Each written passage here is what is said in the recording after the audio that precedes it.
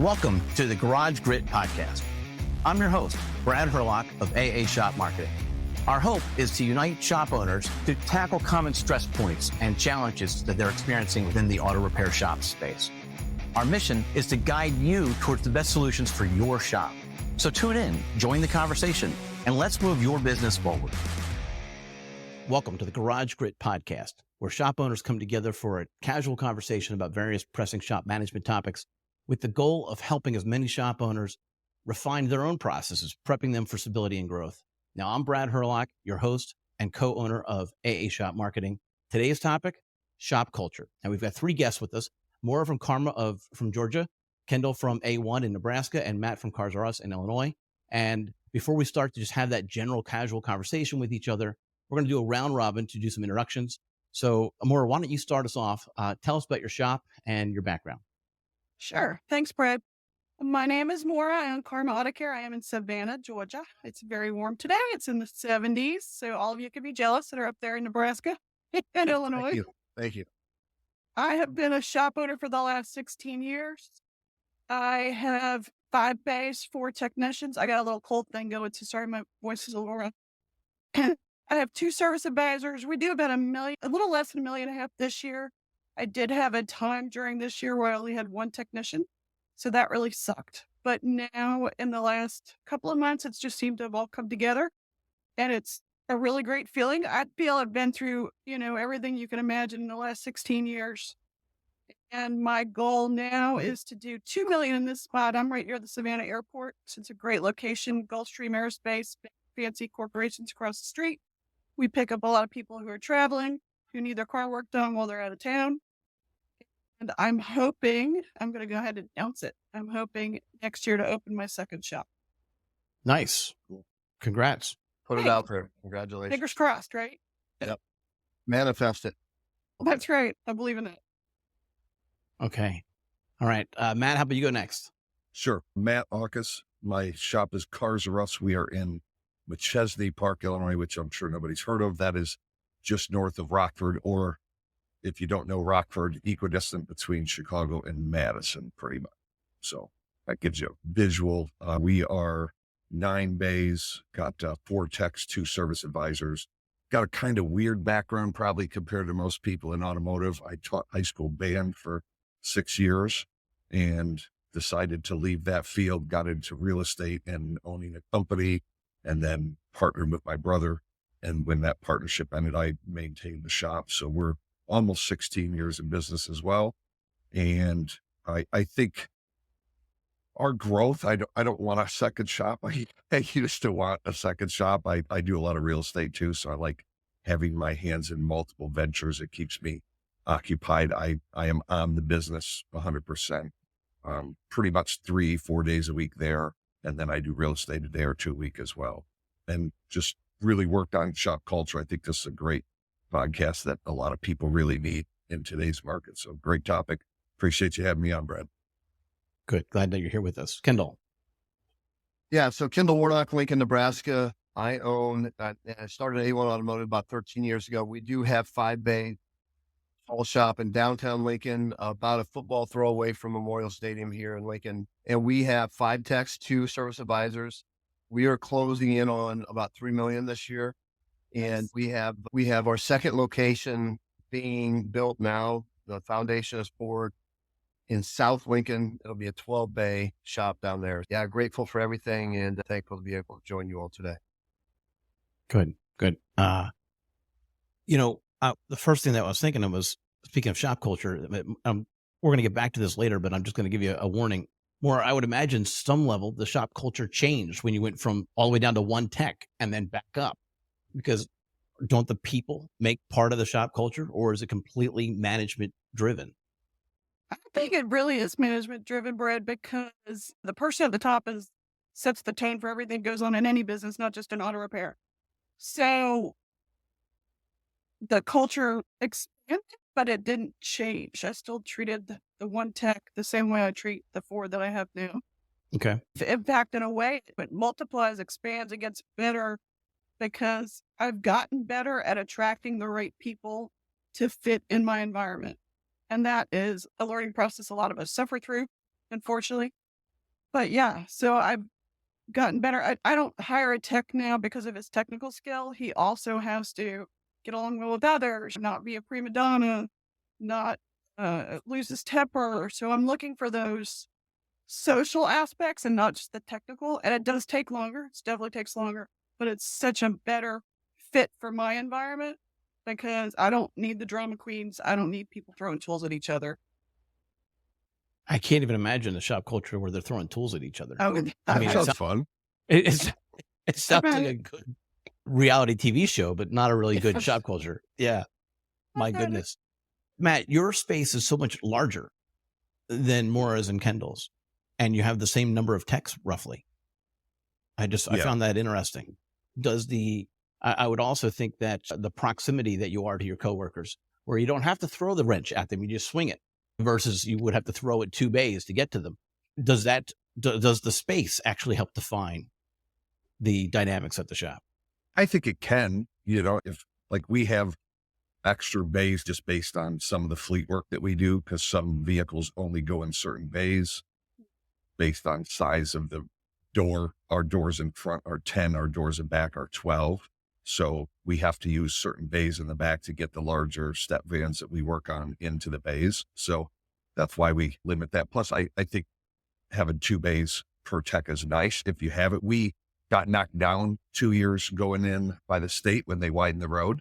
So then we rebuilt, and we had a little strip center with a restaurant and a salon. So we decided, do we rebuild that and keep a smaller shop that we were outgrowing, or do we build a bigger shop? So we built a bigger shop. We're probably a little bigger than what we need still, but I guess I'd rather have the extra space versus being tight. Cause I'm sure you guys know when you got 5 bays, you're putting wheels back on, you're putting stuff back together, pulling it out, waiting on stuff, then bringing it back in. That hurts efficiency. So. Interesting. Okay. I'm still back to the idea that the government came in and said, we're changing the road, and there was the building completely torn down. You had to rebuild it completely, or what? Yeah. So for those and of how you long that were have you down for? So real estate background, if you got any, we did a land contract with the person selling it. So instead of using the bank as financing, he financed it because we were new into the industry. We weren't really able to get financing. So we did a land contract. So find out a year and a half in that the property's in, literally a couple feet in the right of way for the road getting widened, then investigate and further dig, find out that he actually knew that was happening and didn't like their offer because they don't buy goodwill and tools. So he decided, let me sell this to somebody versus take their offer. So he sold it. So we had to sue him. We were in the building trying to find another place to go. That was not happening. Fast forward a year after all of this started. And then we found a place from like across the street and a block over from where we were. So it worked out. But then we went to court one day, and our attorney's like, they'll tell you as soon as the place is ready, get out. We had already broke ground. And then we go to court, and the judge says, you can show up tomorrow and argue. And if you lose all your equipment and everything, or you can move out this weekend. If you come on the property during the week, you're in contempt. So we were criminals pretty much in the judge's mind, because we stayed in the building when they told us to leave, because what were we going to do? We're out of business if we left. So my friend was up, that's a realtor from a couple hours away. We were going to do his timing belt. And I'm like, hey, we're not doing your timing belt. Go find me a place. And luckily he found a place. We literally lifted hoists with exhaust pipes in them by hand over a weekend and moved and opened at a temporary place like 5 miles away. And then 4 months later, we did that again. So see, and I feel like the marketing side of that is a whole nother ball of wax, but I'm feeling, were the techs who were at your shop then, are they still with you now? And because I imagine when you go through a challenge with somebody, neck, shoulder and shoulder through a period like that, you become closer, you become more tight knit, right? It's a bond in some ways, right? So tell me a little bit about how that has impacted shop culture, that whole process. You said it was only a year or so ago? This is a year and a half into buying the business. Oh, so this 15, was like 13, 14 years ago. Okay. Yeah. So you don't have any techs who are still with you from then? No, but it definitely impacted things. It just, even when you think about culture, you were talking about space. Mm-hmm. We moved in a weekend. So of course, ideally, like Kendall, you're building the shop, you're laying everything out. It's like, where's everything going to go? We just threw everything in there because we didn't have that. We were we were literally this close to out of business. It was one of the most stressful points of my life, but what doesn't kill you makes you stronger, as they say. Yeah. So it definitely impacted culture because, I think we were so stressed at that point that the culture was not that healthy probably. And then as we came out of that, we started to regain some momentum. I think that culture started to grow again. Culture now is not what it was back then. We're talking 15 years ago culture. You could put an ad out there and you were selecting the team member that you wanted based on 20, 30, 40 applications. Now you're putting ads out there and it takes, if you're hiring in need, you're in trouble. That's interesting. And Moira, you're nodding your head. If you're hiring in need, you're in trouble. You just went through that. You went down to one tech and you needed 3 real quick. Yeah, so I do believe that you have to always be looking and always advertising it because it is a long process to find the right fit. I do get a lot of applications, but finding the people that fit and have the skill level, that's a whole different thing. So out of the 100 or 200 I've gotten this year, there have been maybe 10 that we actually interviewed and then selected from there. So it is absolutely a numbers game now, and you have to keep constantly always looking. I use Indeed, I use Facebook. I even have put things on Craigslist. Yes, Craigslist does still exist, and there are people who still read it. Shockingly enough, A little I bit. found a tech off of Craigslist of all places. So I think you have to constantly keep that going. It has to be one of your daily tasks is looking for a technician. And then also, I think it's really important, those that you do interview, or even if it's just a phone interview, asking them for technicians that they know. So it's who would you use as a referral if we proceed? And then I have no qualms about approaching that person saying, "Oh, are you happy where you are? I called you for a reference, but how are you doing?" Interesting. So you have to use, just like you use guerrilla marketing these days, you have to do guerrilla recruiting. But you lead with trying to find out whether or not they're a fit socially and mentally and those types of things. Kendall, you have a Yes. similar setup, don't you? You're very aggressive with being involved with your employees and understanding where they're at and whatnot. A couple things that come to mind as this conversation evolves is, for me, it's compensation, career path, and then flexibility for my family, the people that I work for here. And from that perspective, over the years, I don't have a problem finding techs because people want to come work for and with us. And hence the reason why one of the reasons why I'm building a second location is 12 days. I've got people and technicians waiting to come and join our family because we've again, I say this with a ton of humility. We've been in the industry. All of us, I think, have been in the industry long enough to know you make some mistakes and you correct those mistakes and you move forward. Culture is not a challenge. It never has been a challenge, respectfully, for me, because I feel like I'm always putting their interest before my own and even the shop. So I built that over the last decade. And that's allowed us to recruit really good people, 20-year techs out of dealerships that just say, "Hey, I want to be a part of a culture that genuinely cares about me, not when things are good enough to care about them, but all the time, no matter what." Meaning if they are on a job and their son has an early basketball game at 2:00, that job is waiting until tomorrow. They're leaving. They're not finishing that job. The customer is going to wait. And I say that with a ton of respect. And the reason that we could pull that off is because we got 10 loaners. So I put customers and loaners to be able to be flexible with my family and the people here that I work for. So I've never had that problem. I want to be transparent in this conversation. But the reason why I have is because of the things that I just spoke about. And the half day, we work half days on Fridays. They're out here at 11:30 on Friday, and I don't deviate from that.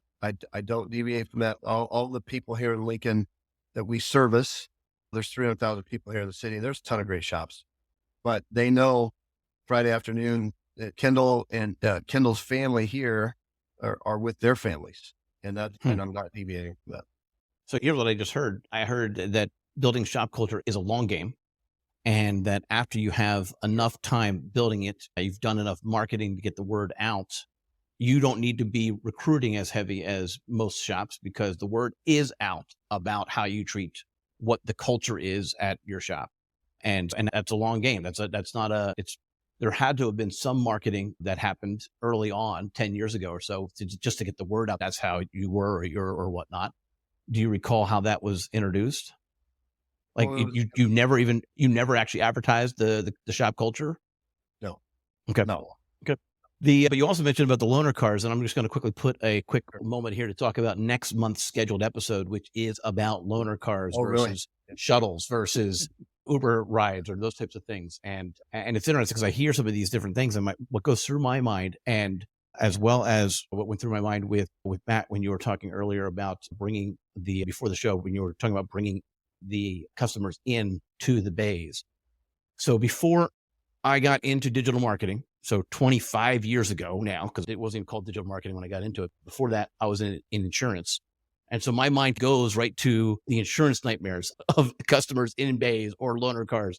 But even still, I'm plagued with that experience. But back to shop culture, I find it interesting that the word is out, is what you're saying, Kendall. Everyone knows, and that's why you've got that line of people. Is it mostly referrals from other mechanics? Like the mechanics that work there, they know mechanics, and then they actually spread the word. Is that how it got out? That's part of it, but we're super, super active in the community too. So we're, and it's not for the show. It's not for that, but we're so active with the city mission. We're active with the way we give multiple vehicles away to people in need. We support Catholic social services, all of those things. I'm in front of as many people as I can, talking about how important it is for us as our family here to be impactful and give back in the community, from supporting elementary schools that are in lower incomes that parents don't have enough funding to pay for their school lunches. So all of that stuff has equated over the years. But it takes so much time to get there. And you can tear that down pretty quickly. So I'm very cautious about that, and I guard it, and I nurture it, and I grow it. But again, we're in a good spot. We have so many guys. Now, most of them are guys that want to come join our family. I can't fit any more in this building. And that's in the part of the vision and the manifesting that Moira and I just touched on briefly, is that second location. I will, again, respectfully, I've got people lined up, and I have contracts. I presented contracts with these people ahead of time and come to an agreement. They're going to join our family. So a lot to unpack there, a lot that goes into that. And based on the short conversation we've already had, I can tell that the shop culture that you have at each of your shops wasn't by accident. It was planned. It was intentional, right? It wasn't just, these are the people and then it morphed into something, right? I mean, correct me if I'm wrong, but was there actually a written plan at one point? Or how did you actually evolve to the point where I say, I'm going to define how it is at our shop? Who wants to go? Matt, you want to jump in? Yeah. Early on, it was not defined. It was, okay. I think when you first start a shop, there's so many things coming at you that you don't know what you're doing. There's no training manual for owning your own business, which is part of the fun too, because you can do what you want. Over the last several years, I've really started to hone in on what that culture looks like. And it starts with, I think, Moira, you said, it starts with the leadership, right? So I listen to a lot of books. I use Audible and I drive a fair amount. So I listen to a lot. The most recent one that we've really started to dive into as a team is called The 5 Dysfunctions of a Team, Patrick Lencioni. And we actually all listen to it. We have a monthly meeting in our team. So we took a little assessment that talked about the 5 dysfunctions and which ones are we the strongest at, where do we have the most room for growth. And healthy conflict was where we had the most room for growth. So we dove into that. What is our definition of having healthy conflict? What are things that we should be including in that conflict? What are things that are going to deter people from wanting to have it? If we're yelling and screaming, they're going to stop having it. Most people shut down then. It's unhealthy. So we defined all of that in our culture. We've got a thing posted on our office window that has do's and don'ts of healthy conflict. And so we've been working on that. And like the staff, I had one-on-ones yesterday, and one of my techs came in and he's, so-and-so's doing this. And so we talked about it. And I said, do you want me to talk to him, or are you looking for advice on how to talk to him? He said, both. I said, if I do it, what is that teaching you? And so then we nurture, what does that conversation look like? And how do you have that without feeling like you're attacking them? So right now, while we're getting this off the ground, every conversation, and I tell everyone, start it with, hey, remember, we're having healthy conflict here. How do you have that without taking things personally? So that's an example of being strategic with what we're doing. And our shop meetings, I don't like having meetings, right? I want to have a meeting that has a point, that we get something accomplished. Before, our team meetings we get a little bit of but it didn't feel good. So I started researching a couple of years ago, what needs to be in a team meeting. And as you guys were introducing before we ever started, I was working on my agenda for the team meeting that we have in December. And we're still working on healthy conflict, but we're also doing more events. We're doing stuff like that. And we have at the meeting, we used to do things that were issues for people. Where do you want to grow? Now it's just little things like, what did you do in the past? Where's your favorite vacation? What's your favorite movie? Just little tidbits like that, turn everybody into human. And then we start looking at the things that they do differently than we do, a little different lens. So we don't take it personally. We're able to be more objective. So all that kind of plays in together to build that culture to where you can actually have the real conversation. Because I think a lot of times we avoid that real conversation because we're afraid to hurt people's feelings because we personalize. That's fair. I'm still back to the idea that you've hired me to fix cars and now you're making me listen to Audible. Yeah. Everyone on your staff is listening to that same book. And after that book's done, how often are they required to, where's the whip? How often are they required to listen to a different text and then you bring in the discussions? Quarterly? Is it monthly? No, that's the first one we've done like that. It was actually my service manager's idea because I took the 5 dysfunctions of a team's class. We're an automotive training institute. So I took that class and I said, hey, I think this would be a great book for you to listen to. So he listened to it and he said, I think our whole team should listen to it. I think we'd really benefit from this.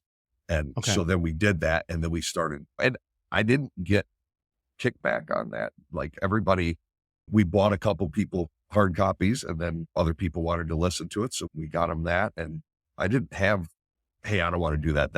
I'm a tech. I don't need that. So I think, but that's built up over years. It's not like we just started working on culture and then, hey, this is a requirement. You're going to do it. And it just flowed organic. Got it. I would imagine that would be interesting. And now that it potentially could be a recurring thing, you're going to be mentioning it to the people that you're going to be interviewing once a quarter or ever how often you're going to be required to read a text about how to play nicely in the sandbox. Yeah. Yeah. And personal development, right? Right. If they're developing, I think a lot of our staff leave because they're not growing. Like people make it about money. The only reason they're looking for more money is because we didn't develop them throughout their time with us. If they feel like they're growing as whatever their abilities in their field are, and personally, and I do a lot of real estate. So we have conversations in one-on-ones, people that are trying to buy a house. I'm helping them. One of my guys just lowered, he had, when you buy a house and you get the insurance through the bank, like that forced insurance, that's ridiculously expensive. It's terrible coverage. We were able to get him out of that. I didn't know he was in that. And so I was actually looking to help him check his taxes with my tax attorney. And she's like, he needs to get different insurance. And I'm like, oh, so boom, here we go. So I think when you do things like really that have nothing to do with you benefiting from them, builds the trust, it builds the culture. When you want them to do something, they're more apt to do it because they think they know you have their best interest. Moira, do you do anything like that? What are you doing to help develop the team points that he made. and out of the shop? I think, yes, we have to develop as leaders and we have to constantly be evolving and growing ourselves in order to be effective leaders. And I've done a lot of the reading too. I've been a Tony Robbins follower. I've been a Mel Robbins follower. And my recent one is Mike Michalowicz, the Rate Profit First. You guys heard of him? So he has his own group called the Prosper Group that I'm a member of. I use that. And he says a lot of the same things, but he does have a little more of a marketing spin, but he covers every area of business. And most of it is about being different, doing it differently. So that's what I always, and I'm kind of different. I'm a single chicken auto repair, so I'm already different.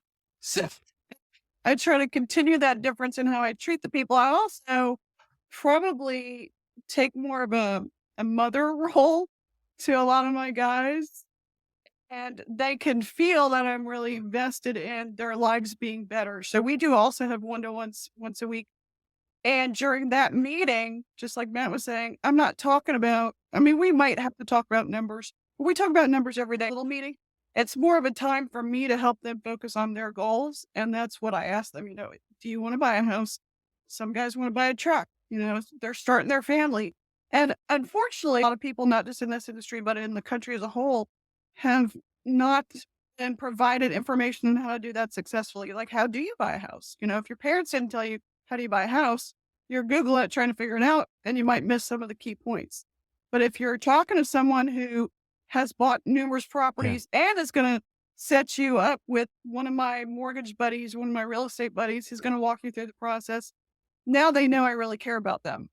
And that does, like Matt said, it makes all the difference in the world. So yes, you do have to come well. Yes, you have to have great benefits. But I think we have to go a little bit farther in investing in them as a person with our time, not just the money. And Mike McLeod talks about this, his staff. He should probably kill me for saying this, but it's okay. I think he pays his staff, he said the other day, $10 an hour. And he puts in his ads, if you are looking for big money, this is not the place to come. We're not going to do big money. But, you're going to get this incredible experience and you're going to get these. So in that industry, it's not about the money. I feel in auto repair, we have to provide all of it. We have to provide the money. We have to provide a better way of life and understand our people and make a connection. And that's what I think is hard for most business owners, or some at least, is to make that personal connection with people. At least I know I was a little standoffish and I was all very, numbers and get cars out, blah, blah, blah, blah. And over the years, I've evolved myself into, I have to, like Kendall said, I have to look at these people as a family, although I hate the term because it's used so much. But he's right in that we have to see these people as central in our lives and as emotional beings. They're not machines. And that's remarkably Can I different. Go chime ahead, in Matt. on that? So Please.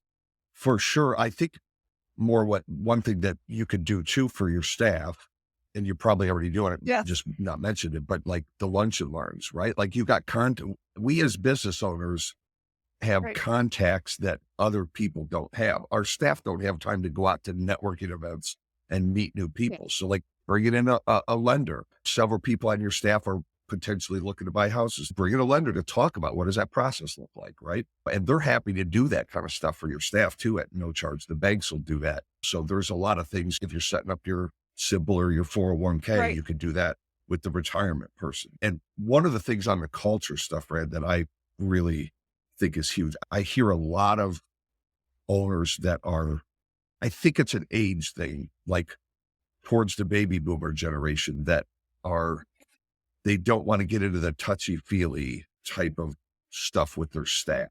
And they struggle and they say, I can't find people. And they keep doing the same thing, but they're not making any changes. And I think, like what you were saying, more like the staff are different today. What they're looking for, they want a culture. They want a family. They want a place that they can go to work for and feel like they're going to have a great day because of the people they work with, Right. not just because they love what they do there. And I think that it's our job as owners to develop ourselves, follow the trends, and maybe that's not our strength, but Right. we have to learn how to create that atmosphere.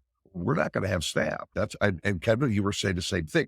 None of the three of us are having staffing issues. I know you went through it more for a little bit, but you were able to get them back right away. Why? Because you create a good culture, right? And that culture is, you're not going to get staff involved if you Absolutely. don't have that great culture. So Kendall, what are you doing individually that you find, like with team meetings, one-on-ones, what does that look like for you? I set every standard in that building, and both personally and professionally, meaning initially how I care for others, how I take care of myself, what I read, what I intake, what I allow, what I don't allow, all of that stuff. And then at my team, respectfully, they follow that because I'm such a proponent of that. I don't deviate from it. I get up at the same time every day. I go to bed. My kids are the focus. My family's the most important thing in my life. And if they work for me, it's their most important thing in their life either, or they won't work for me. And then we have gratitude lunches every Friday. So I bring in lunch and we don't talk about anything.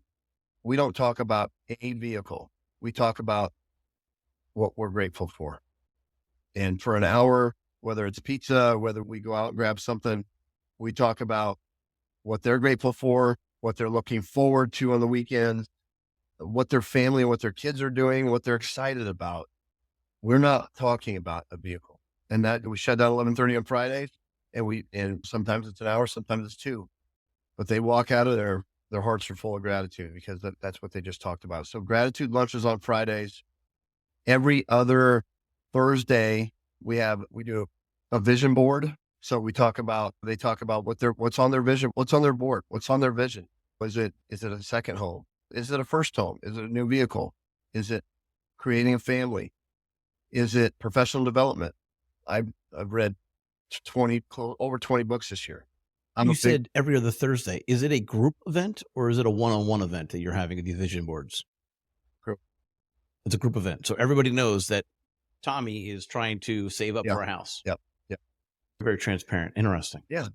That's just how we operate. Again, it works for us.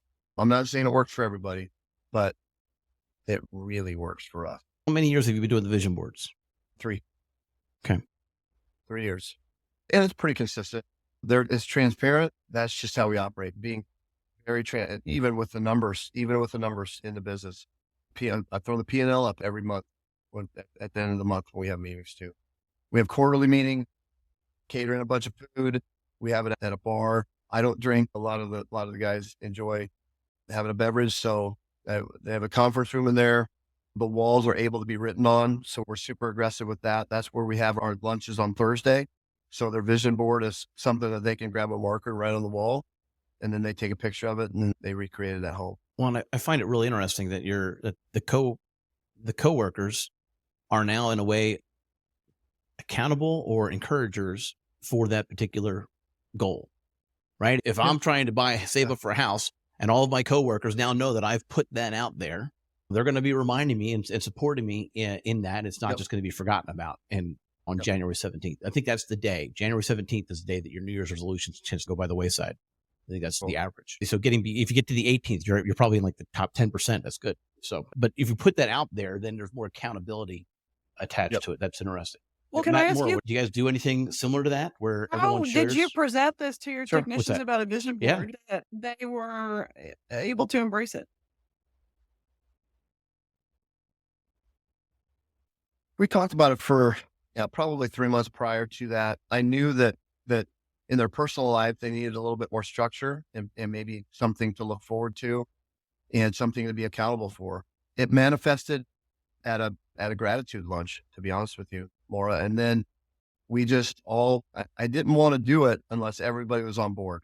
And I wasn't going to eliminate a family member because they didn't want to do a vision board. I wanted to make sure they were all comfortable. And we are very transparent. We're very supportive. We're a small team.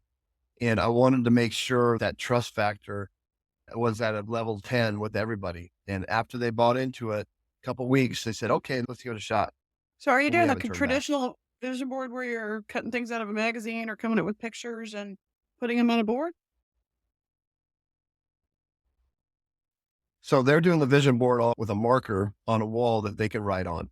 And then so they transfer that at home to a board. Okay. An outboard. Curious. Yeah, we did that for a little while. I didn't end up sticking with it. I had everybody do it on an app. There's tons of goal board apps, and then we would talk about it. But it was more one-on-one. I actually made a note. I think that's a great idea to get the team involved because both of you said, put it out there, what you're doing, and that tends to manifest better. So why are we doing that in a closed doors is appropriate for certain things. But I think as you build that culture, we have enough trust factor that I think people would be fine with sharing what their goals are. So I think that's a much better approach than doing it in a one-on-one where you're putting it. But you don't have that team involvement, like you said, Brad. Almost the team is supporting that goal now instead of just management or ownership. Yeah, that's interesting. More, are you going to try to implement something like this? We What are already you thinking? You're going to start with the gratitude I lunches? probably need to be more specific. And I like the format that Kendall's following, so I probably copy that. You know, I never come up with great ideas. I just steal them from everybody else. More than welcome to it. That's why we're here. And then hopefully, everybody else is listening to this or is going to be listening to this. Yeah, I think if we all help each other, shouldn't be a competition on our parents, should be that we help each other because it just makes the industry stronger. But I like the idea of the vision board, but I'm from the traditional way of, like I said, doing the magazine thing. And I just can't picture my technicians with a pair of scissors and some magazines cutting out pictures. I'm glad to open up my brain to, hey, there's another way we could do this. We could make it look. Sure. I've got a question. Where do you get magazines? Right. Exactly. Yeah. In the lobby anymore. Yeah. That's why I did the app. The app is nice because you could just go online and, okay, I want to have a new house. You could go online, search images of house. No, you're right. Download the one you like and put it in the app. I am a baby boomer. I'm at the bottom of the baby boomers.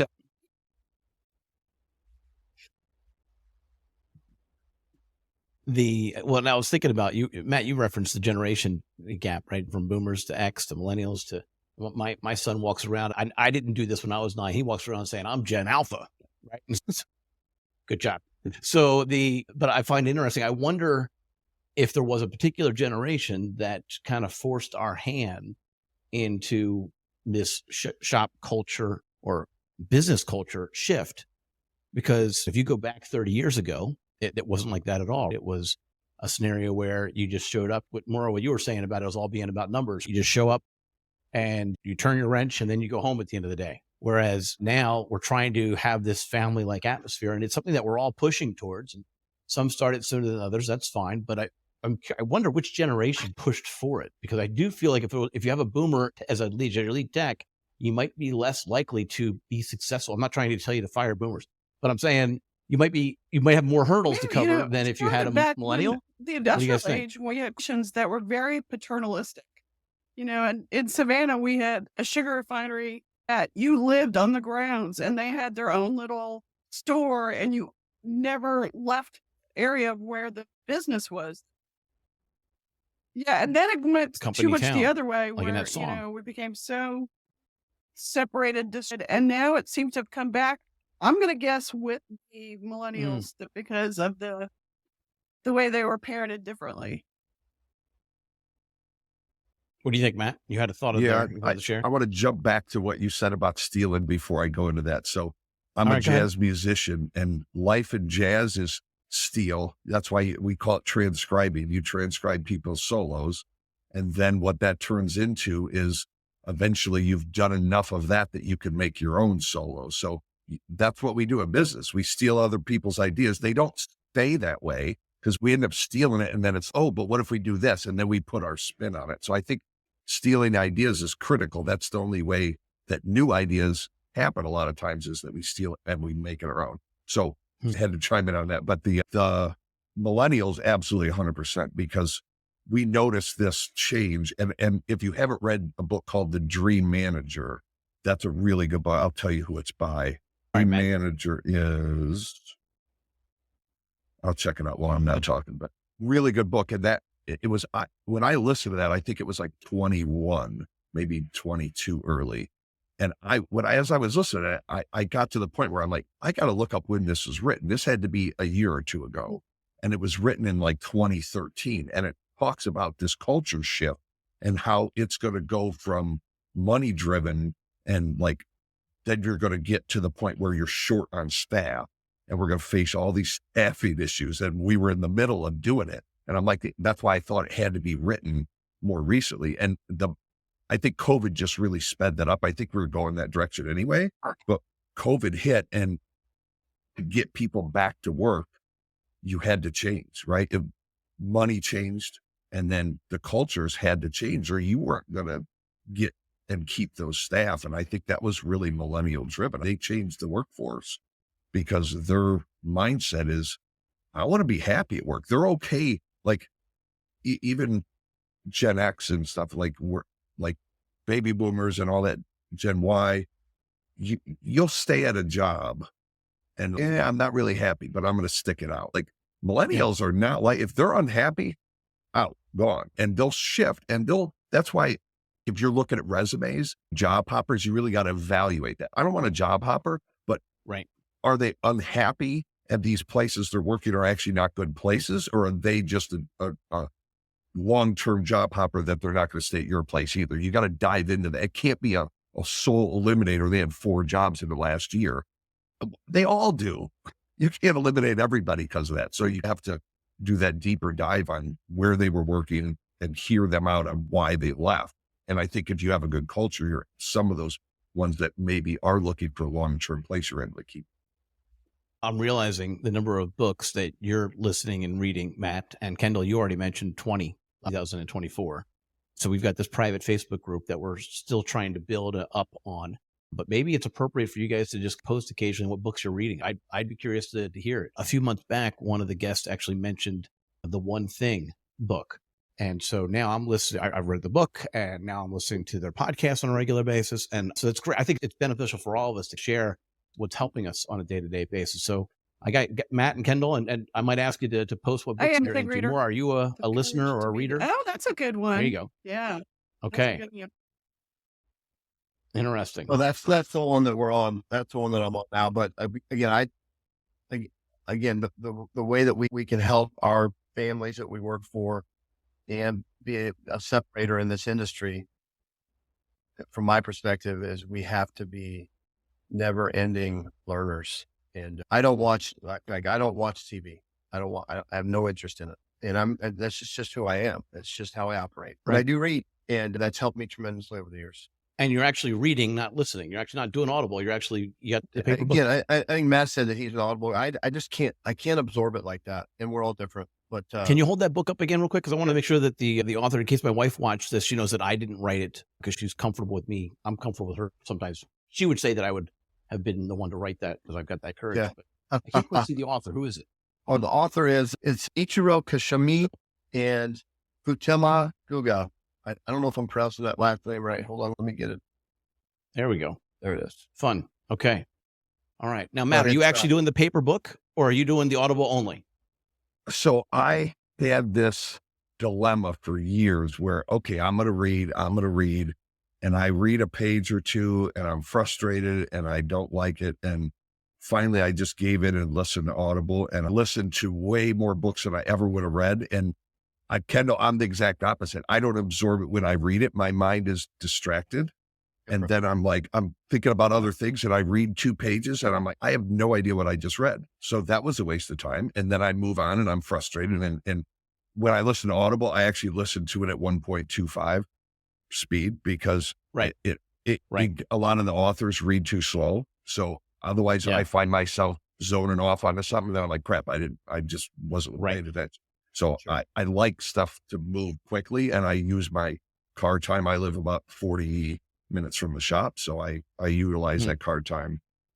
I don't do it all the time. I think you got to be strategic with stuff. If all you do is try to take in the information, but you're not in a frame of mind to absorb it.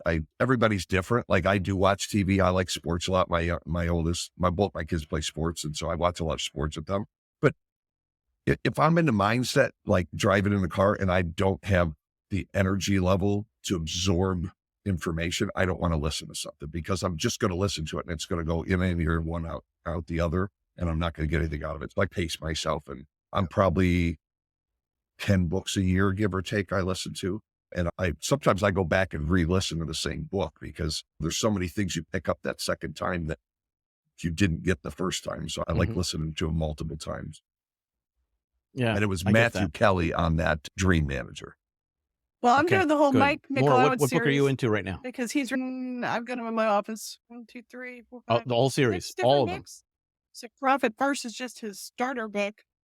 And what's fascinating about him is that he failed miserably in his first business, and that's where all of this came from.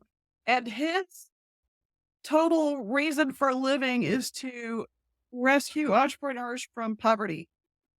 And because there's so many, even especially in our industry, you know, they get into this, they make lots of money, but they have nothing to show for it.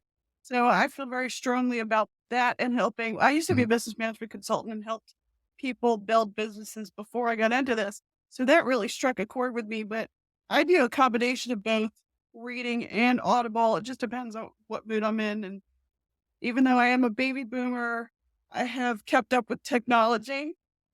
Not all of us have stayed stuck back there in, you know, the 60s and 70s. Okay. Good job. All right. So are you on Clockwork now, or Right is that now one I'm already, on, you finished that one, or what? Well, I what one did are you on All right now? In, which is his book on stuffing. And right now I'm Get Different, which is about marketing. So, you know, Okay. because you're constantly doing this thing where you're stuffing and then you're trying to Okay. bring in more cars, right? So it's that.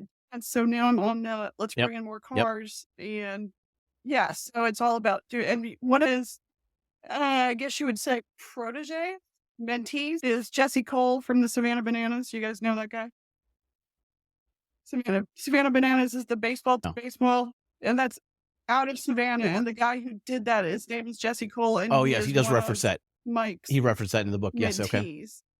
So he wears a yellow tuxedo, and he Yes. made Okay. baseball games really fun. No, yeah, minor league, yeah. Yeah. It was a minor league team, if I remember Yes. correctly. They dance Yeah, and they they dance and do do all all kinds of sorts little of skits, fun stuff. Right. and there's all kinds of games. It's a lot of audience participation. So Jesse really turned it into a totally different animal. But his marketing shtick, if he doesn't mind me saying that, is he wears a. And so I'm trying to be that different, and Okay. I'm learning that from Mike from his book, Get Different. That's interesting. I want to dial back to the prior book, though, about staffing. After reading that book, did you make any fine-tuned Absolutely, yeah. adjustments It to made me managing think the shop more culture? about, like I said, being vulnerable Which ones? and allowing people into my life too. You know, it's also about sharing what you go through. I have a tendency to, you know, have the thick shell, everything's fine, I'm got it. But it's okay to talk all in a more friendly manner and share the hardships that it is being a single female shop owner. It's tough. It's hard. It's a hard business, as you guys know. And it helped me to get closer to them and to let down some of my guard by reading some of the things that Mike recommended.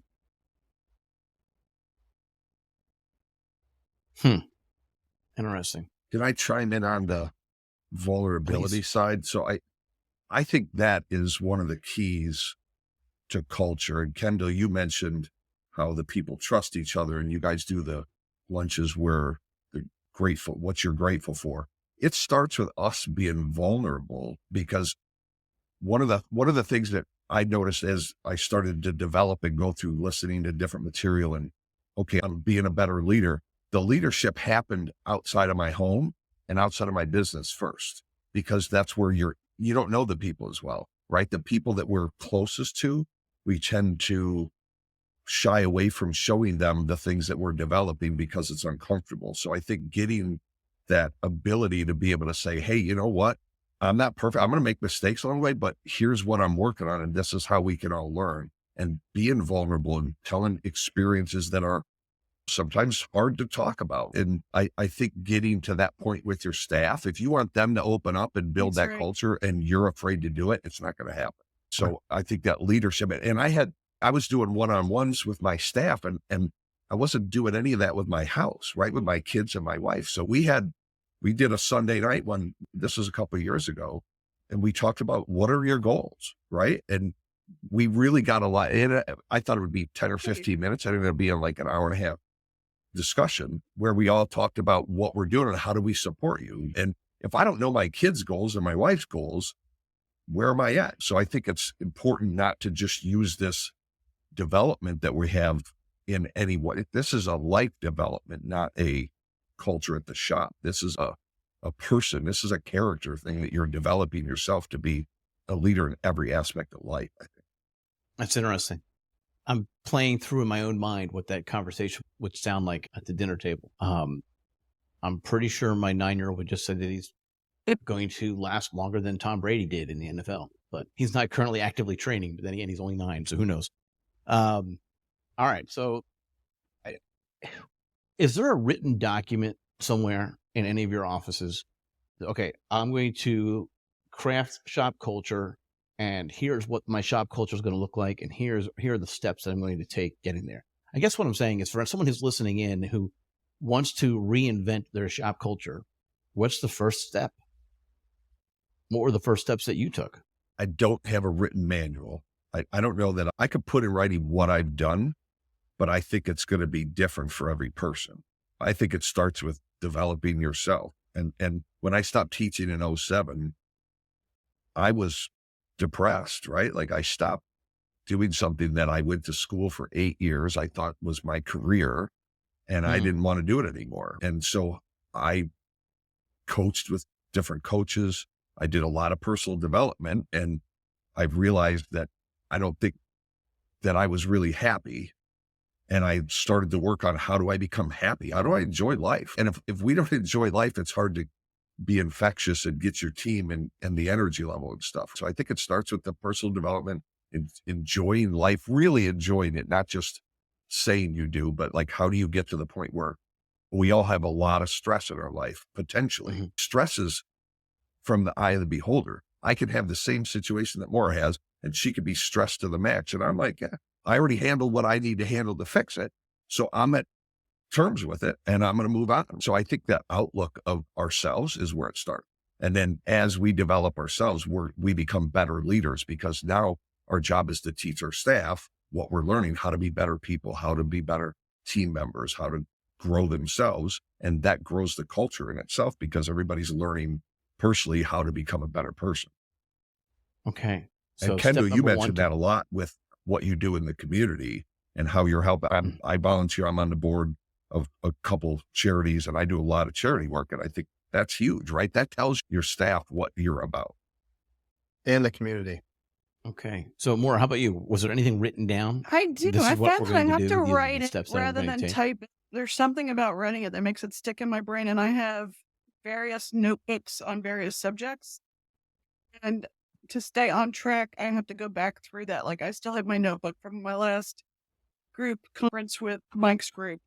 And I go back through that so that I can stay on track and evolve and grow. And then it actually gets transferred to another notebook of goals and vision. So I'm a big writer as well. And I think everybody has to find their path that works for them. Some people would, they don't like to write. So maybe they need to type it. They need to speak it. They need to keep, a video of themselves talking to themselves. But I think you do have to have some kind of discipline to, whether it's writing, speaking, whatever, to keep you focused on what those goals are. It's so easy in our busy lives to put it aside and get wrapped up in the day to day. And so I have to do it first thing in the morning. I have to get up early enough already. I get up at 5 a.m. But part of that 5 a.m. early rising is being able to write out how my activities today are going to achieve my goals. So yeah, I do write document that I could hand to people, but I think that's a really good idea. I'm going to have to figure out how to do that. Step-by-step process. But step one, even with you, it sounds like started with that personal development venture, right? That various personal development whatever you journey. want to call them. My sons make 20 and 24, so I'm a constant source of amusement for my children.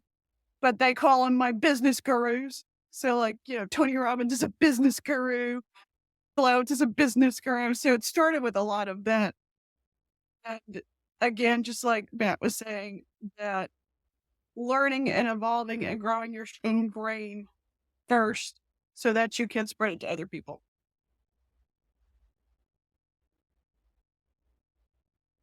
Okay. I'm sorry, I'm jumping around a little bit. I'm curious to what happens with the accountability of the vision board after 6 months and no progress has been made for that particular employee. Kendall, can you help me out with that? I fire them. I'm kidding. So I nurture them, and I'm not going to be stagnant with those. Like, I want them to be the best versions of themselves. And those vision boards create opportunities for them to be best versions of themselves, whether it's a father, husband, leader, whether they're losing on their vision board, if they want to lose 30 pounds. I'm not going to let them slip on that. And I am like, we haven't been around each other, but I am a very intense person, and they know that, and they know I want the best for them. So I'll continue to help them. And if it's meal prep, I'm going to help them. If it's self-development, I'm going to help them. If it's saving for a home, I'm going to help them. Matt indicated the insurance, all of that stuff. I'm not going to let them have the same things on their vision boards every year. We reset in December. We create the vision boards for 2026, and we nurture, and I guide their development through that vision board and what's on their vision boards throughout the year. And do you have some sort of template document that you start with, or is it just a conversation? No, it's conversation. Are those short term, like 1 year within a year goals, or do you have? Okay. No, they're always a year. It's always, and then we reset them. So we have an end of year celebration dinner, that we go over them initially. December 20th is when our end of year celebration is set, and we have it at the golf course. And so we go through the vision board, and then for the first 30 minutes, and then we check off what needs to be checked off, and ask some questions as to why we haven't made progress, or they haven't made progress on some of them. But again, it's an annual deal for us. Now you're talking to them about it throughout the year. Yeah. Right. So Yep. it's not going to be like a surprise. Oh, 11 months and you've lost 1 pound. That's kind of lame. Yeah. If they're 90% there and they haven't gotten through that 10% in the last 2 months, then I'm going to have some questions for them. But most of the time they're attainable throughout the year. They're manageable and they're measurable. And I help them measure those throughout the year. Right, so you are coaching on that process, because they could actually say, I want to lose 70 pounds. In 1 year, that might be a little tough, right? Yeah. So throughout the year, I'm coaching them for sure. That's interesting. How many goals do they have on their goal boards? Between 3 and 5 a year. Yeah. Between 3 and 5 is typical for us. Some of them had 7, some of them had 2, but it's been typically, I've seen 3 to 5. And I think I've got I even posted some pictures that I didn't get close enough to what they're writing because I didn't want to post those, but we do a good job of social media, making sure that people know what our culture is. And I think that's helped develop the bullpen that we have. As the team aspects of things go, right? Or maybe you're paying your team differently, and as opposed to flat rate versus whatever the other programs that are out there are. I guess what I'm asking is, if this person's behind on a particular job, Kendall already said if it's time for him to go home, he goes home, and the car just waits the next day, right? What else is going on? Is there a team-like relationship where someone else will come in and help finish that job because we're trying to get more cars out on a particular time frame? Or so we talked about development. Now I'm talking about that collaboration. Matt, you even touched on the trying to overcome when you have conflict with each other. What about just the other side of that? When it's just, is there a lot of team helping each other? Yeah, we redid our comp plan this year actually because of that topic. We were doing hourly with a bonus individually for labor hours turned, and we turn that to labor dollars produced for the entire team. And I think that goes more with our culture. So they hit certain tiers, they get bonuses. Everybody gets the same bonus based on hitting a labor dollar threshold. So I think that we will have Friday afternoon. It's, hey, we got this car can ship and we can hit bonus. We might have 2-3 guys on. If we got something going that we can have multiple people on, that might happen to be able to complete that and get that car done for that customer as well as hit the bonus tier. So it has helped a lot in the camaraderie for them, because it's not, oh, well, I got this job and you got that job. That's not fair. It doesn't matter who gets what job. It's what tech is best suited for the job to be able to get the most productivity. I like out that, of Matt. us as a Tell team. me more about how do you deal with if you have one tech that's not quite the rock star that the other techs are. How do you manage that?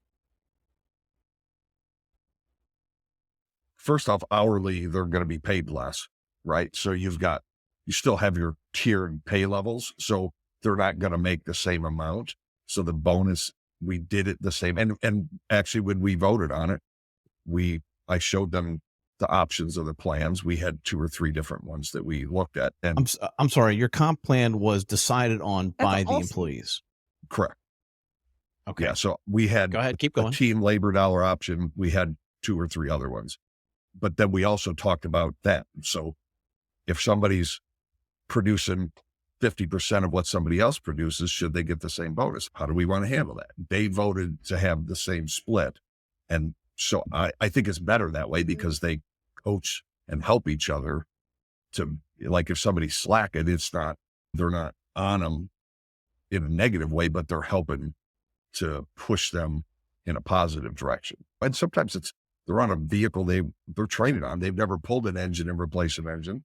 That job's going to take them twice as long as what it takes a guy that's done it 25 times. But that's part of the learning curve too. They know in the long run, that's going to help the team because now more people can do that job. So we actually just let them pretty much choose it. I'm still back to the idea that you had a group meeting. Hey guys, how would you like to be paid? It's not their pay, it's their bonus, but yes. Okay. Yeah. We presented a couple options and I tracked them in the background for about 6 weeks. So I knew which plans worked and what was going to work well. And then gave them options that I already knew would work, right? I'd already designed the bonus tiers to say, Right. okay, these work financially for the company. Understood. Which one? Yeah. So we already knew it wasn't going to bankrupt the company because I'm giving away the farm and in 3 months we're out of business. Yeah. Yeah. So Moira, what about you? Is it a team So relationship what I'm that's in your doing culture? now, What's similar to going what on there? Matt was doing before. So they have a base pay plus then they get money off of hours turned when they hit over 37 hours. But I also do have a group pot that when we exceed a number, that money goes into that pot. And then as long as they don't but they don't have major comebacks or we have some major equipment failure that can get subtracted out of it. So they're all incentivized to keep the equipment going and maintained. That money can then be split up at the end of the year. But the last 2 years, they chose to take that money and they wanted to go to SEMA in Vegas. So I paid for the trips for the last 2 years and they got an additional, pretty much a week off. So that be unifying and create a lot of teamwork because they all wanted to go to SEMA. Now that would not work if some of them didn't want to go, but fortunately my guys all agreed on the same goal and they hit it 2 years in a row. Interesting. Kendall, what kind of team relationship do you guys have outside the vision boards? Like as far as getting the work done during the day, are they jumping across the bays to help each other with each assigned job? What's going on? Well, if there's help needed, like putting in engines or help planting engines, things like that, but they're all self-sufficient. But again, they're always willing to help the younger guys. The older, my master techs will help the younger guys. It's a family oriented culture for sure. So they have no problems helping each other at all. Interesting. Okay. So what other areas have we not covered that we want to talk about with shop culture? We've been chatting for a little over an hour now, and I want to make sure that everyone that's listening in, they came here saying, okay, I'm trying to define shop culture. We started with, let's develop you as the person and then carry that and coach that to your team members. You all knew that we were going to be talking about shop culture. Was there a particular topic or thing that you wanted to bring up when you thought about this topic?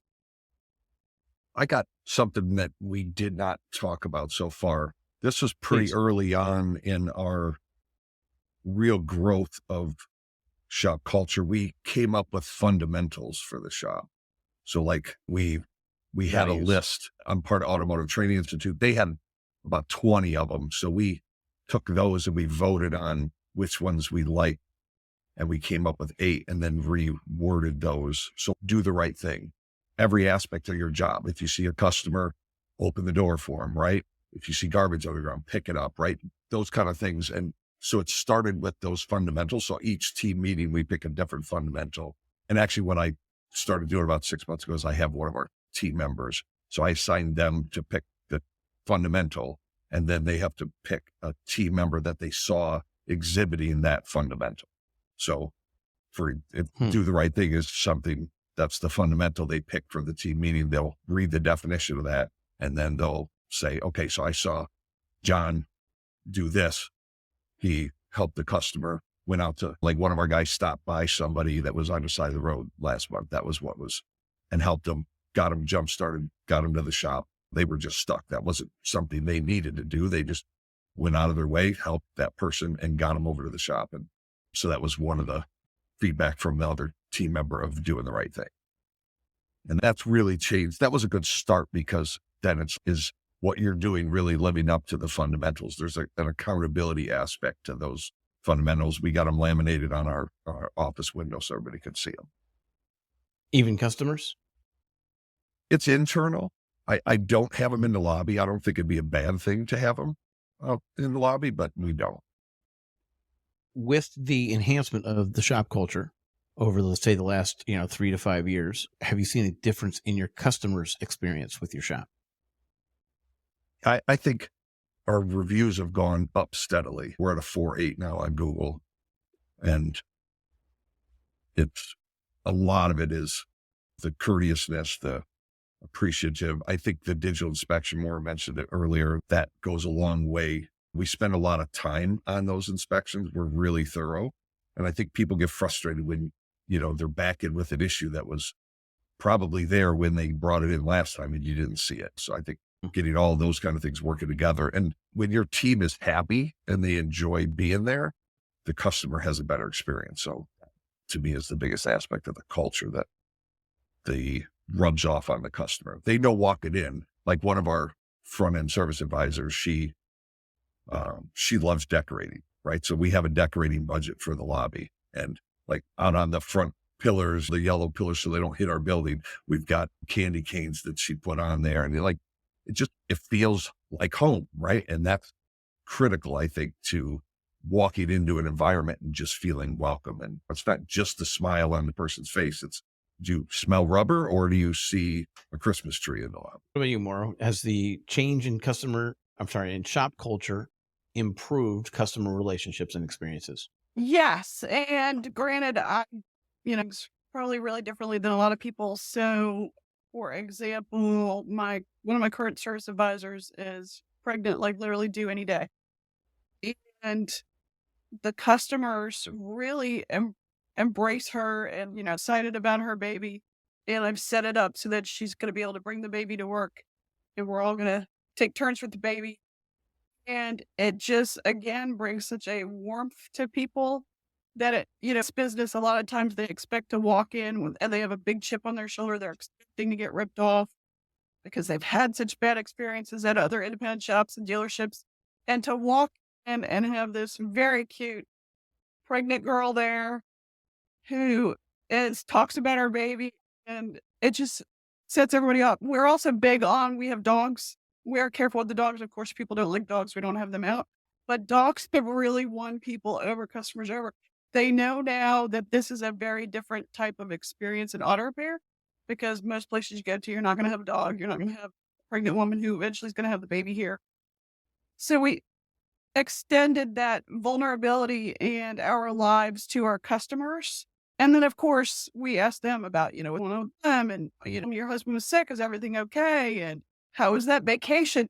So it's really developing the relationship, not just saying it like we used to do years ago, relationship with your customer, but now it's true.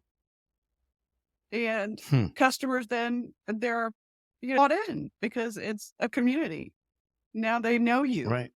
And so we're going to be posting those pictures of the child on Facebook, I imagine, on your business page. And I'm trying to recall if I've seen pictures of the dogs on your Facebook page, but I'd have to double check. I think we went with a couple shop dogs. Like, we started allowing 2 of our staff to bring their dogs a couple of years ago. And it just makes everybody loves coming in and seeing the dogs. Like, people will come in just to give them treats. Yes.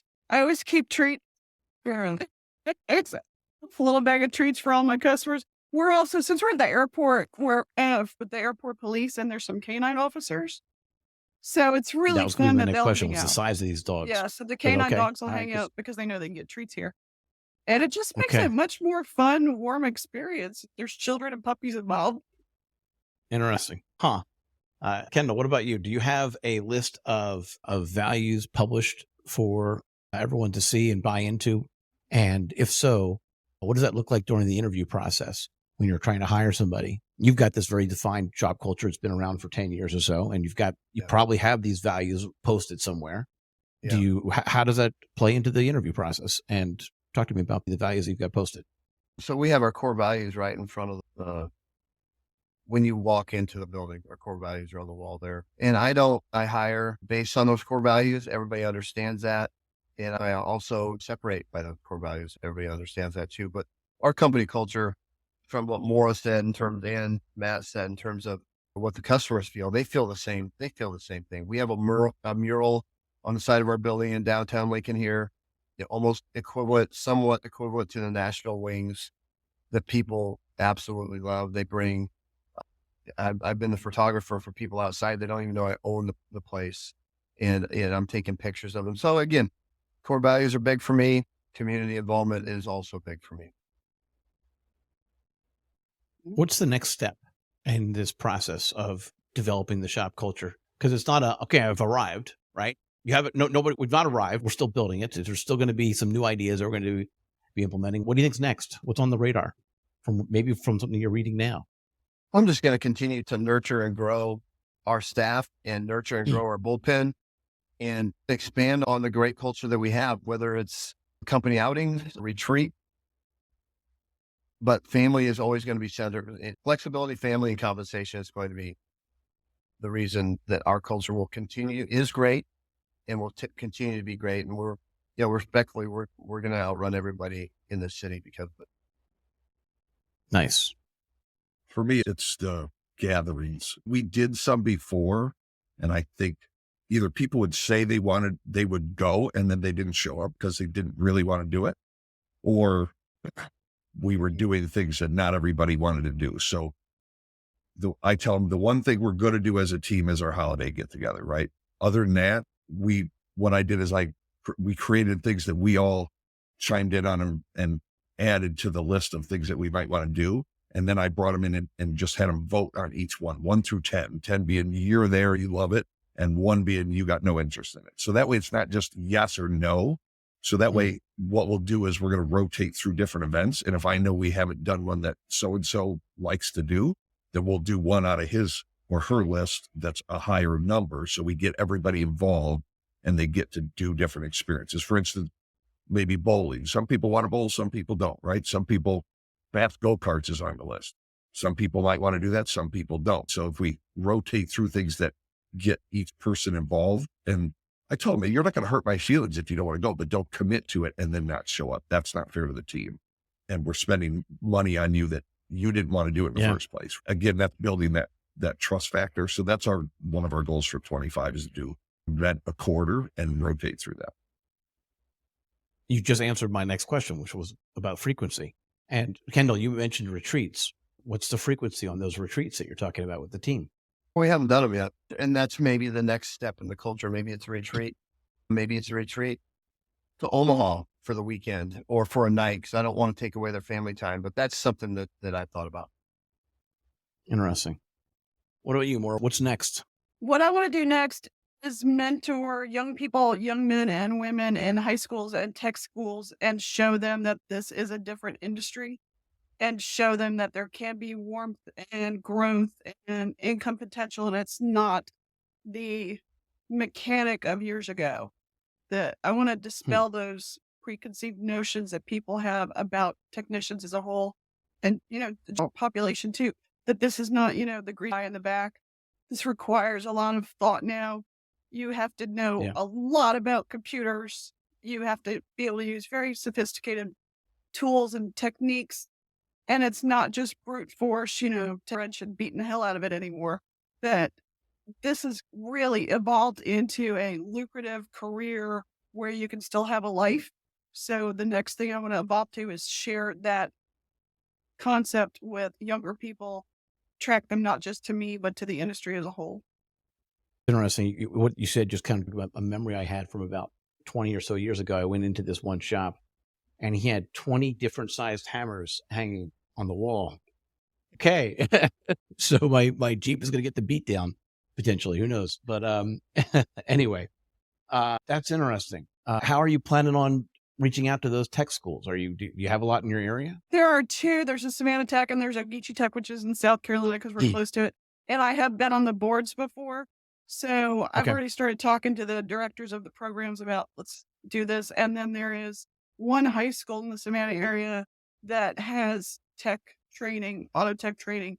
So I want to I've talked about with them starting a program that we can, and not just me, I want to bring in other shop owners, other people in the industry to talk to these people on a regular basis about their career opportunities. Nice.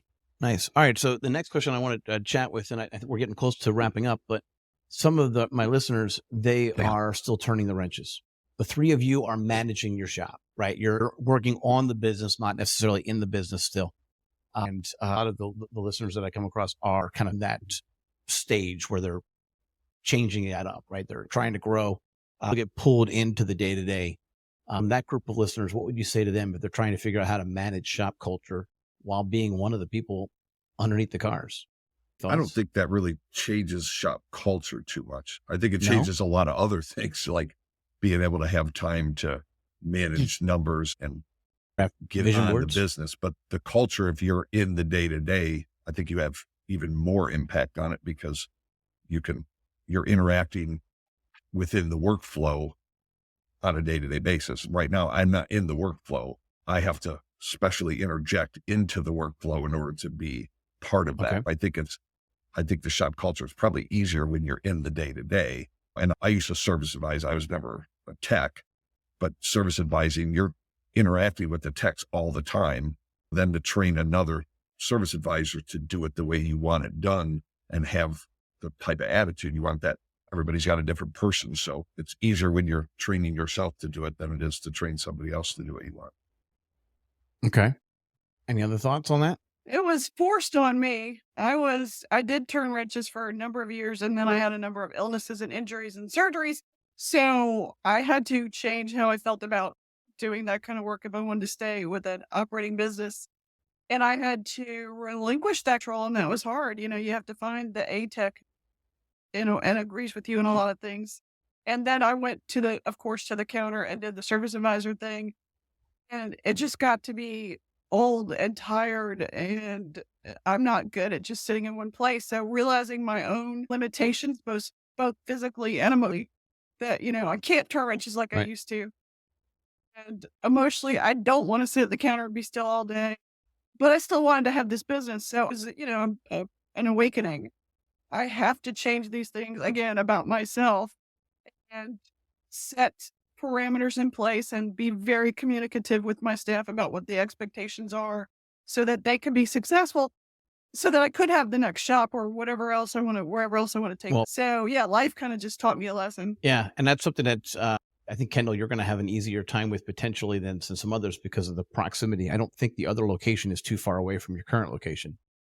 You mentioned south. 8.1 miles. Yeah. Okay. So I wondered, someone who's got 2 or 3 or 5 locations, how they might manage a consistent shop culture across the board. I mean, things that we talked about can absolutely be applied, but if you have the wrong staff or the wrong manager at that particular location, you're going to kind of go off rails really fast. Yeah, you got to find the right managers, district manager if you're in that space. And a lot of them, the guys that I know in that space do exactly that. Yeah. So I wonder what it forecast for me for a little bit. What do you expect the challenges are going to be with having a second location? Matt, you can sit this one out because you're not looking to build a second location, but Kendall and Moira, what challenges do you see with mimicking the good shop culture that you have at that second location and then allowing them both to evolve, but also keeping it consistent so that wonder about that. What are your thoughts? I'll go. So okay. I hired that second service manager here with the intent of training him for a year and leaving him at this downtown location and taking Kurt with me down south. So I'm taking three of the five techs south. I've got 3 team members, family members that are going to stay here, and I'm going to implement another service manager with 2 techs coming from another shop in the downtown area that I have agreements written and signed on. So that's how I'm doing it. I'm duplicating what I'm doing here. I'm overstaffed so I can implement the right culture in these people. And then I take half of them down to the south location and leave the other 3 here to sustain the culture. So that's how I'm going. So you're not going to replace those 2 or 3 people that are leaving at this location. You're Yeah, yeah. overstaffed currently intentionally. Yep. Got it. So yeah, I have a confession to make. I had 3 shops at one point a number of years ago, and had 20 staff, 20 people on staff. But the mistake I made back then was I was trying to do too much of the work myself. And now doing it again, I would definitely hire, especially when you get to 3 shops. I'm not sure about 2, but 3, I would have some kind of general manager, district manager, whatever you want to call it, who could deal with a lot of the details so that I don't end up killing myself again, almost killing myself. But I do agree also, like what Kendall was saying, I'm going to take part of the staff that's already here and they've already agreed to go to the next Okay. location so that you've already got the cultures in that Nice. location. And now you're just adding new people to it, but you're not starting with a whole new staff trying to reinvent the wheel. So I think it's good to replicate yourself. But yeah, I learned, and obviously I learned better from hard knock. Sometimes we all do. That's fine. That trying to take it all on yourself just gets to be too much. So that is the thing I would definitely do differently, is have somebody else involved as some kind of manager moving forward. All right. Are there any other topics that we should cover that we haven't covered? Wrapping up here. Did I miss anything? Did we not talk about something? Okay. I I'm think seeing they're pretty comprehensive. seeing the nose. All right. Well, good. Well, I had a great time. I really enjoyed talking with all of you about this. I think I actually I'm going to be re-listening to this podcast because I got some things that I'm going to take notes on afterwards. I didn't do any writing, like for the names of the books and whatnot. I mentioned the Facebook group that we're slowly building, that we're trying to do. And I'd love to, on a regular basis, hear from you guys as far as what books you're currently reading. I'd like to add it to my library as well. And, we also might be able to share some things that come up, like whether or not we implemented that gratitude lunch. And here's what happened when we did it, right? So I'd love to continue that type of a conversation in that private Facebook group. I'll try to get you guys the invitation.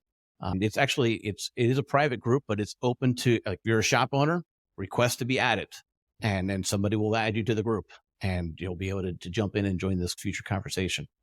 But again, thank you each for joining us here on this GarageGrit podcast. And as I already mentioned, next month, we're going to be talking about the whole loaner car versus tolls versus, and I find, like I said, I already mentioned the insurance side of that kind of jumped out at me. The guest who's going to be joining us, he actually went the complete far direction. He doesn't do loaner cars. He doesn't do shuttles. He does rentals. He actually he actually went all in, right? The exact opposite. And it'll be interesting to hear from him as far as what his experience was with that. So, all right, well, look forward to continuing the conversation on the Facebook group. Again, thank you so much for your time. It's been about 90 minutes. So again, thank you. Thanks for having us, Brad. Thanks, everyone. Thanks, Have Brad. a great weekend.